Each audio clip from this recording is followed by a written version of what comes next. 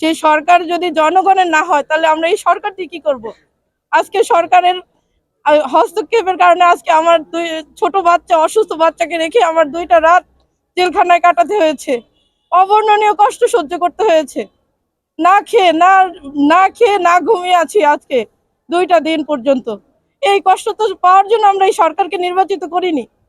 আমরা চাই আমাদের সামনের দিনগুলো অন্তত আমাদের কথা বলতে দেওয়ার সুযোগ দেওয়া হোক। আমরা কিছু করব না, আমরা শুধু বলবো, আমাদের বলার সুযোগটা দেন অন্তত।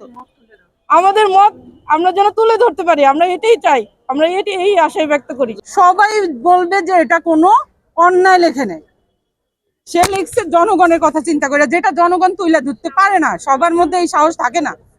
এখন আমরা এরকম লিখবো, এখন তারা যদি এটা সহ্য করতে না পারে, সিস্টেম পাল্টাচ্ছে না কেন?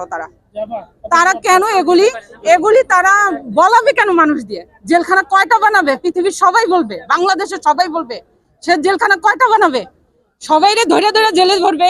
ওর বাচ্চাটা সাফার করলো 3টা দিন, ওরে খাওয়াইতে পারলাম না, ঘুম করাইতে পারলাম না, বাচ্চাটা অসুস্থ, ওষুধটা পর্যন্ত খাওয়াইতে পারিনি কালকে থেকে।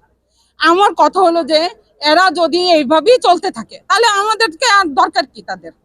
আমাদের তো দরকার নাই, তারা যা ইচ্ছা তাই করে যাক।